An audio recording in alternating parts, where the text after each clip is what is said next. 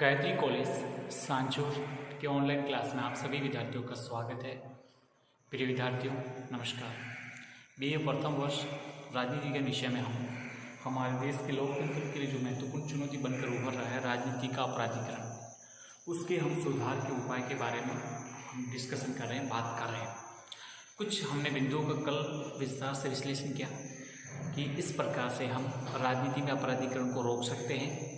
आज हम कुछ आगे के बिंदुओं का अध्ययन करेंगे जिसमें ये समझेंगे कि इसमें किस प्रकार का परिवर्तन करके हम राजनीति में अपराधीकरण को बढ़ने से रोक सकते हैं, उसको सीमित कर सकते हैं। इसके संबंध में अपन डिस्कशन करते हैं। देखिए, अब हम समझते हैं कि शासन की क्षमता और गुणवत्ता में सुधार, हमारी जो सरकार के द्वारा जो शासन संचालित किया जाता है, हमारी नौकरशाही है, उसमें उनकी कैपेसिटी और उसकी क्वालिटी में किस प्रकार से सुधार किया जा सकता है। देखिए, सरकार उसे कहते हैं जो शासन कर सके, जो शासन करने में समर्थ हो। सरकार यदि शासन नहीं कर सकती तो उसके अपने पद पर बने रहने का क्या औचित्य है, कोई मतलब ही नहीं है। फिर तो सरकार लोगों को लगने से कहा सरकार के द्वारा शासन का संचालन हो रहा है। इसलिए जब प्रादेशिक और स्थानीय स्तर का शासन अपराधियों और आतंकवादियों के सामने घुटने टेक देता है तो प्रशासन और पुलिस बल और समाज के भले व्यक्तियों के मनोबल में जबरदस्त भारी गिरावट आती है। कि जब हम आप स्थानीय स्तर या प्रादेशिक स्तर पर देखते हैं कि जो बड़े बड़े अपराधी लोग हैं, आतंकवादी लोग, उनके सामने घुटने टेक देते हैं, सरकार कुछ भी नहीं कर पाती है, तो हमारा प्रशासन, हमारा पुलिस बल और समाज के हमारे जो बुद्धिजीवी वर्ग हैं उनका मनोबल बहुत कमज़ोर होता है कि कैसे सरकार है, कैसे सरकार हमने चुनी है जो हमारी रक्षा नहीं कर पा रही है, हमारे इन अपराधी तत्वों को, मतलब आप समझ सकते हो इनका राजनीति में जबरदस्त तरीके से प्रभाव पड़ रहा है, जो कतई भी लोकतांत्रिक मूल्यों को संविधान की दृष्टि से उचित नहीं है। और आप देखते हैं कि जब पुलिस प्रशासन और समाज के भले व्यक्ति के मनोबल में गिरावट आती है और जो अपराधी हैं वो हीरो बन जाते हैं जो लोगों में। इस स्थिति से जब वो हीरो बनते हैं तो समाज के जो युवा वर्ग है वो भी इस अपराध की तरफ प्रवृत्त होता है। वो कहते हैं कि मेहनत करने से कुछ हासिल नहीं होता, अपराध करने से नाम फेम सब कुछ मिलता है, तो हम क्यों करें, हम भी अपराधी बन जाए। ऐसा उनमें एक भावना पैदा होती है। आप गत 15-20 वर्षों में देखेंगे जो शासन ने लज्जाजनक रूप से अपराधियों और आतंकवादियों के सामने घुटने टेकने की नीति अपनाई है। मतलब चाह कर भी कुछ भी नहीं कर पा रही है हमारी सरकारें, अपराधियों के सामने बिल्कुल घुटने टेकने जैसी स्थिति आ गई है। शासन की गुणवत्ता में सुधार करने के लिए किसी रुपया, किसी राजकुमार, किसी सांसद या किसी मंत्री या मुख्यमंत्री के जीवन की बलि देनी पड़े तो 1 अरब की जनसंख्या वाले देश की व्यवस्था के हित में ऐसा अवश्य किया जाना चाहिए। अगर ऐसी जरूरत पड़े हैं तो कर देना चाहिए। क्या मतलब है, एक घटना को दृष्टि में रखते हुए कार्रवाई करने के बजाय पहले से ही स्पष्ट घोषित कर दी जानी चाहिए। अतः लोकतंत्र का आशय भीरू समाज एक कमजोर राज्य नहीं है, बल्कि हमें कड़े फैसले लेने का आदी होना होगा। लंबे समय तक बंदूक की भाषा बोलने वाला व्यक्ति माफी गिरफ्तार नहीं हो सकते। जिन्होंने लोगों का खून चूसा है, अत्याचार किए हैं, शोषण किया है और कानून को हाथ में लेकर, कानून को ताक में लेकर जो कुछ मन में आया सब कुछ किया और अंत में वो माफ़ी मांग के आपने सब कुछ माफ़ कर दिया, ये नहीं है, वो माफ़ी गिरफ्तार नहीं है। ऐसे तो गोली मार देनी चाहिए। यदि शासन में क्षमता और गुणवत्ता में सुधार हुआ तो आतंकवादी और अपराधियों के हौसले पस्त हो जाएंगे और संभावना यह है कि किसी प्रकार के, अगर ये सब कुछ होता हुआ न तो किसी का अपहरण होगा न किसी की हत्या होगी, सब कुछ सही स्थिति में। इसलिए जरूरत है शासन की क्षमता और गुणवत्ता में सुधार का। लेकिन इसके अतिरिक्त बहुत कुछ भी करना होगा। सबसे अधिक आवश्यक है कि समस्त राजनीति और समस्त प्रशासन का शुद्धिकरण करना होगा। अपराध तीव्र गति से बढ़ रहे हैं, राजनीतिक अपराधीकरण हो रहा है। इसके लिए सबसे अधिक दोषी हैं राजनीति और प्रशासन में उच्च पदों पर आसीन सफेद पोश अपराधी, जो राजनीति और प्रशासन में सबसे ऊंचे पद पर बैठे हैं, जो सफ़ेद जामा पहने हुए बैठे हैं, वो भी बड़े अपराधी हैं। ये व्यक्ति विधायक, सांसद और मंत्री पद पर रहते हुए सत्ता राजनीति, मतलब दलीय राजनीति, गुटी राजनीति, चुनावी राजनीति में तथा अनंत धन लिप्सा और अन्य कारणों से अपराधियों को आश्रयदाता बने हुए हैं, यही लोग हैं। तो किसकी अपने सुधार की बात करें, सुधार होगा कहाँ जब पनाहें इनसे मिलती हैं। इसके साथ ही पुलिस और प्रशासन में राजनीति हस्तक्षेप तुरंत प्रभाव से और पूरी शक्ति के साथ समाप्त किया जाना चाहिए। सभी सरकारी अधिकारियों के स्थानांतरण नीति निर्धारित प्रक्रिया के अनुसार होनी चाहिए। व्यवस्था ऐसी होनी चाहिए कि महत्वपूर्ण प्रशासनिक और पुलिस पदों पर सक्षम और कर्तव्यनिष्ठ अधिकारी ही आसीन हो। शासन चलाने का कार्य तो अधिकारी कर्मचारी ही करेंगे, लेकिन प्रशासनिक तंत्र को सुधार के लिए सभी संभव यथासंभव आवश्यक कदम उठाने बेहद जरूरी होंगे, तब जाके स्थिति सुधर सकती है, नहीं तो बहुत मुश्किल होती जाएगी। इसलिए शासन की क्षमता और गुणवत्ता में सुधार के लिए सख्त से सख्त कदम उठाने की आवश्यकता है। अगला जो सुझाव दिया जाता है कि राजनीतिक दलों और राजनीतिक गतिविधियों में भी सुधार किया जाए, इसके संबंध में उन्होंने स्पष्ट बताया। देखिए, राजनीतिक अपराधीकरण मूलतः एक राजनीतिक समस्या है तथा इसकी रोकथाम के लिए प्रशासनिक और विधायी स्तर पर साथ साथ राजनीतिक स्तर पर कार्य करना होगा। इसके लिए राजनीतिक दलों की समस्त व्यवस्था में भारी सुधार भी करना जरूरी होगा। प्रथम भारतीय राजनीति के कुकुरमुतों की भांति राजनीतिक दलों का जो उदय हो रहा है उस पर रोक लगानी भी होगी। होना ये चाहिए कि पहले एक संगठन खड़ा हो, वे अपने आप को जनता के साथ जोड़ें, अपना एक विधान बनाकर प्रस्तुत करें, उसके द्वारा निर्धारित संख्या में सदस्य बनाए जाएं, संगठन के चुनाव हो। इस प्रकार की समस्त प्रक्रिया से गुजरने के बाद संगठन के द्वारा चुनाव आयोग से मान्यता प्राप्त करे और चुनाव में भाग लेने की अनुमति प्रदान की जाए। राजनीतिक दलों की स्थिति में सुधार के लिए आवश्यक कानून का निर्माण हो, लेकिन इससे भी अधिक आवश्यकता इस बात की है कि स्वयं राजनीतिक दल अपने संगठन कार्यविधि में सुधार करें और स्वयं का शुद्धिकरण करें। आप सोचो मत, अगर आपको टिकट नहीं मिला तो आपने अगली तुरंत प्रभाव से आपने अगली पार्टी बनानी। पार्टी ऐसे बनती क्या? इस पर जबरदस्त तरीके से रोक लगनी चाहिए। ये कहते हैं कि किसी भी राजनीतिक दल का निर्माण करना है तो उसमें जबरदस्त तरीके से उसमें कुछ प्रावधान रखे जाएं।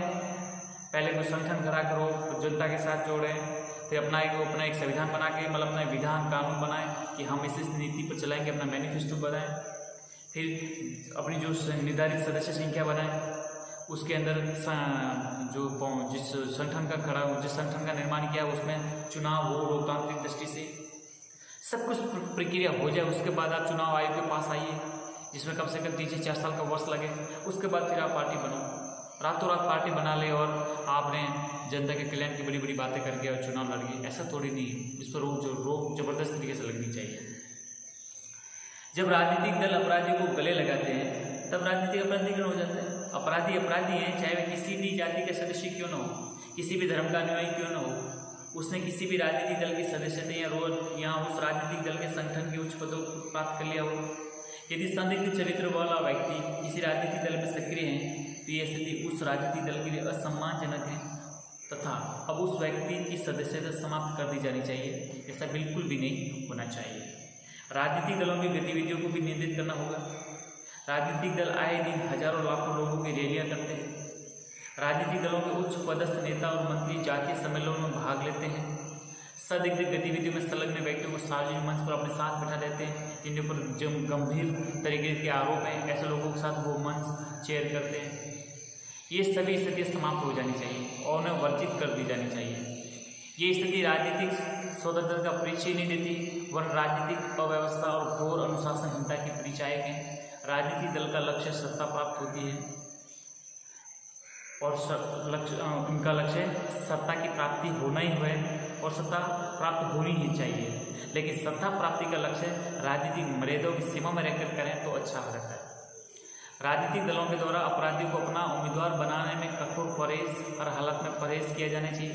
अपराधियों को दल के संगठनात्मक ढांचे को भी स्थान नहीं देना जाना चाहिए।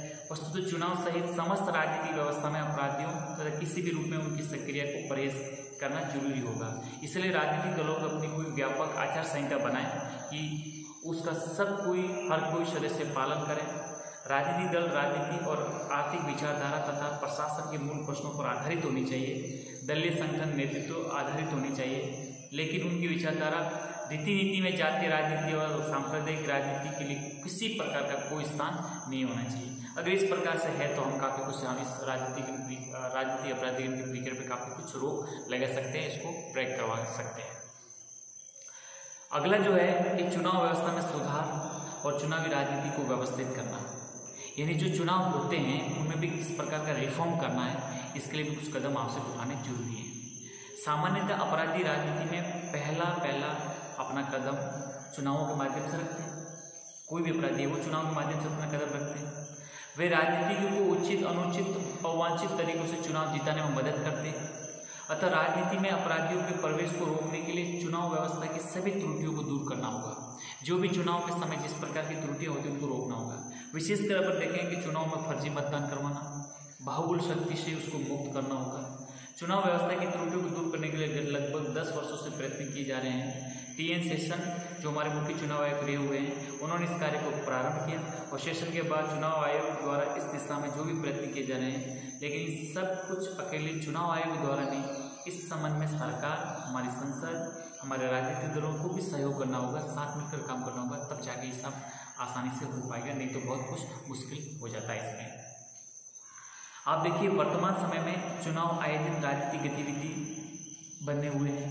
रोज रोज के चुनाव राजनीति में अपराधियों के प्रवेश और आगे बढ़ने के अवसर बहुत कुछ बढ़ा देते हैं। अतः चुनावों को नियमित और निर्धारित करना होगा। ऐसी व्यवस्था की जानी चाहिए कि चुनाव आए दिन न होकर निर्धारित समय पर ही हो। ठीक है, उनकी एक प्रक्रिया हो कि सब एक साथ चुनाव करवाएं कि किस प्रकार से चुनाव, उसके संबंध में भी एक व्यवस्थित पुनर्विचार करने की आवश्यकता है, ताकि समय समय पर चुनाव हो। समय समय पर चुनाव होने से अत्यधिक धन की व्यवस्था, संसाधन की आवश्यकता सब कुछ होती है, तो जो हमारा ध्यान विकास पर केंद्रित होना चाहिए वो उससे हटकर हर समय चुनाव में लगा रहता है, तो इसको भी थोड़ा सा प्रक्रिया में सुधार करने की आवश्यकता है। और फिर सबसे बड़ी चीज़ प्रेस और मीडिया। प्रेस और मीडिया ही हमारे समाज का एक दर्पण है। इसकी भूमिका भी जबरदस्त तरीका का है, उसके दायित्व भी कुछ विशेष है, समझिए। प्रेस और मीडिया को वर्तमान समय की समस्त व्यवस्था और राजनीति में महत्वपूर्ण भूमिका प्राप्त है, लेकिन अनेक बार प्रेस और मीडिया इस भूमिका को उचित और पर्याप्त दायित्व बोध के साथ नहीं निभाते। जब इस प्रकार का नहीं निभाते हैं तो एक हमारे लिए समस्या बन जाती है, क्योंकि देखो प्रेस और मीडिया एक व्यवसाय भी है। सभी घटनाओं और स्थितियों को रोचक रूप से प्रस्तुत करना उनकी व्यावसायिक सफलता के लिए उपयोगी होता है। अपनी इस व्यावसायिक प्रवृत्तियों पर कई बार उनका ध्यान इतना केंद्रित हो जाता है कि जाने अनजाने में बड़े अपराधियों को महिमा मंडित कर देते हैं, अपराधियों की प्रतिष्ठा देने के साधन बन जाते हैं। अतः आवश्यक हो जाता है कि प्रेस और मीडिया अपनी भूमिका के प्रति बहुत अधिक सचेत हो, सतर्कता बरते है। मतलब उनको मीडिया के माध्यम से इतना बड़ा चढ़ा कर पेश किया जाता है जिसे अपराधी समझते वास्तव में हम तो कुछ चीज़ें हैं। इससे उन अपराधी तत्वों को बहुत बड़ा प्रोत्साहन मिलता है, जबकि होना ये चाहिए कि समाज के सकारात्मक दृष्टि को ध्यान में रखते हुए ऐसे अपराधियों को एक प्रकार से कटघरे में खड़ा करें, उनको इस प्रकार से बदनामी किया जाए कि उनको मुंह दिखाने से भी शर्म आने लगे। ठीक है, इसलिए उनको महिमा मंडित करने की आवश्यकता बिल्कुल नहीं होनी चाहिए, ताकि उनको इस प्रकार की प्रतिष्ठा मिले, और अपराधियों को प्रतिष्ठा मिलना बहुत ही खराब माना जाता है। ठीक है, प्रेस और मीडिया के द्वारा आपराधिक प्रवृत्ति में संलग्न राजनीतिकों के कारनामों को समाज के सामने उजागर किए जाने की आवश्यकता है कि जो भी आपराधिक तत्व जिस प्रकार काले कारनामे करते हैं, तो प्रेस मीडिया का दायित्व है कि उनको समाज के सामने लाएं, समाज को दिखाएं कि ये लोग कैसे हैं, इनकी हकीकत, इनके चरित्र बाहर लाना चाहिए। 1995 से चुनाव आयोग ने ऐसी व्यवस्था की है कि सभी प्रत्याशियों को चुनाव लड़ने के नामांकन पत्र पर एक हलफनामा देना अनिवार्य होगा। मतलब 1995 से हमारे चुनाव आयोग ने ऐसी व्यवस्था प्रारंभ की है, जिसमें जो भी प्रत्याशी चुनाव लड़ रहे हैं, उम्मीदवार चुनाव लड़ने जा रहे हैं, उनके नामांकन पत्र में उनको एक ऐसा हलफनामा देना अनिवार्य है जिसमें पूरा उल्लेख किया होगा कि आपका आपराधिक रिकॉर्ड क्या है, आप पर कितने मुकदमे चल रहे हैं, और इन सभी मुकदमों का पूरा ब्यौरा हो, ताकि जनता को सब पता चले कि हाँ इस व्यक्ति की क्या पहचान है। चुनाव के समय स्वयं इन उम्मीदवारों द्वारा दिए गए हलफनामों का संक्षिप्त समाचार पत्र प्रकाशित कर सकते हैं। इलेक्ट्रॉनिक मीडिया ये विवरण जनता के सामने भी प्रस्तुत कर सकते हैं। इसमें कोई कानूनी बाधा नहीं है। इस स्थिति में पत्रकारों पर कुछ हमले हो सकते हैं, लेकिन साहस पत्रकारिता और मीडिया के क्रम का एक अंग है। मतलब आप अगर इस प्रकार का सब कुछ जनता के समक्ष दिखाओगे तो हो सकता है कि ये जो अपराधी तत्व है वो आपको भी परेशान करे, हो या फिर आपको भी अपनी मतलब जीवन सुरक्षा के लिए भी खतरा पैदा हो। लेकिन पत्रकारिता हमेशा साहस के साथ आगे बढ़ता है और ये मीडिया क्रम का एक आवश्यक अंग है। इसलिए हमले कब तक होंगे इसकी भी एक लिमिट होती है। यदि पत्रकारिता ने अपना इसे धर्म अपना लिया तो हमले किस किस पर होंगे, किस किस को मारेंगे, ऐसा उनके अपराधियों के बस की बात भी नहीं है। इसलिए प्रेस और मीडिया अपना दायित्व इस प्रकार से निभाएं कि सच्चाई है वो समाज के सामने आ सके और अपराधी हतोत्साहित हो जाए। अंतिम तौर पर सुझाव ये दिया जाता है कि सामान्य विचरण और मतदाताओं में अपने कर्तव्य के प्रति जागरूकता। अंतिम घूम फिर के बाद हमारे पे आखिर मतदाता हम हैं। हम नहीं समझे, हम नहीं सुधरे, हम नहीं वाकिफ हुए हमारे देश और लोकतंत्र और संविधान के प्रति, तो ऐसे अपराधी बढ़ते ही जाएंगे। ऊपरी तौर पे कितनी सुधार हो, अंतिम तौर पे बात हमारे पे अटक जाती है। इसलिए कहा गया है कि वे जो अपने आप को बुद्धिजीवी कहते हैं, समाज का जागरूक वर्ग समझते हैं, यदि वे वस्तुतः बुद्धिजीवी और जागरूक हैं तो उनका समाज के प्रति दायित्व भी बनता है। अपने आप को आप बुद्धिजीवी समझते हो तो अपने आप को तक सीमित मत पाले, आप समाज के सामने भी जाइए, क्योंकि आपका दायित्व बनता है, आपकी जिम्मेदारी है। उनके द्वारा समाज की चेतना प्रदान करनी चाहिए। अपराधियों के राजनीति में प्रवेश और आगे बढ़ने में रुकावट के रूप में उनको आगे आना चाहिए। इस स्थिति को ध्यान में रखते हुए कार्य अनेक प्रकार से किया जा सकता है, इसलिए बुद्धिजीवी वर्ग को सक्रिय रूप से आगे बढ़ना जरूरी है। राजनीति के अपराधीकरण को रोकने की दिशा में इन सबके अतिरिक्त सामान्य मतदाता की भी महत्वपूर्ण भूमिका है। हम सभी जो 18 वर्ष आयु प्राप्त जो भी स्त्री पुरुष है, हमारा एक दायित्व बनता है। हम ये जो मतदाता है इस बात का संकल्प धारण करें कि किसी भी स्थिति में कुछ भी हो जाए वे अपराधी को अपना मत नहीं देंगे। अगर ये ठान लें कि नहीं कुछ भी हो जाए हम अपराधी को वोट नहीं देंगे, तथा अपराधी राजनीति के मार्ग में प्रत्येक संभव तरीके से रुकावट बनेंगे। इसलिए हमारे देश के प्रसिद्ध एडवोकेट विधिवेत्ता नन्ही पालकीवाला ने इस संबंध में सुझाव दिया है कि सही राजनीतिक दल में गलत व्यक्ति की अपेक्षा गलत राजनीतिक दल में सही व्यक्ति को अपनाना उचित है। मतलब अगर हम सही तरीके से हमारे प्रतिनिधि का चुनाव करना चाहते हैं तो व्यक्ति की अपेक्षा गलत राजनीतिक दल में सही व्यक्ति को अपनाना उचित है। लेकिन कुछ भी हो, दल कैसा भी किसी भी हो, अगर व्यक्ति सही है तो उसके पक्ष में खड़े हो जाइए, अन्यथा नहीं हो। अर्थात अपराधी उम्मीदवार का विरोध करने में व्यक्ति के द्वारा अपनी दलीय आस्था को भुला देना चाहिए। अगर व्यक्ति अच्छा है तो वो कौन से दल से है ये हमें मतलब नहीं रखना चाहिए। व्यक्ति अच्छा है तो उसको वोट दीजिए, इसलिए दलीय आस्था को बिल्कुल भुला दो। आज की राजनीतिक व्यवस्था में व्यक्ति की महत्ता कम हो गई है, राजनीतिक दल का महत्व बढ़ता गया है। लेकिन इस प्रकार के सुझाव को स्वीकार करते हुए संदिग्ध चरित्र वाले उम्मीदवारों को अवश्य अस्वीकार किया जाना जरूरी है, नहीं तो ये लोग बढ़ते जाएंगे और एक समय ऐसा आएगा कि हमारी पूरी व्यवस्था को दीमक की तरह खोखली करके रख देंगे। ठीक है, इसलिए हमारे सर्वोच्च न्यायालय और चुनाव आयोग भी समय समय पर इसके संबंध काफ़ी कुछ सुधार कर रहे हैं और हमारे जो जन प्रतिनिधि अधिनियम है उसके तहत और सुप्रीम कोर्ट ने अपने विभिन्न जो अपने फैसले दिए, वर्डिक्ट दिए, उनमें भी कहा है कि कम से कम इन अपराधियों को राजनीति का मौका मिले तो उनमें काफ़ी कुछ सुधार के लिए भी काम हो रहा है। बस जरूरत ये है कि हम सभी लोग एक स्वच्छ राजनीति, एक पवित्र राजनीति के लिए ऐसे लोगों को चुनें जो देश का, समाज का भला कर सके।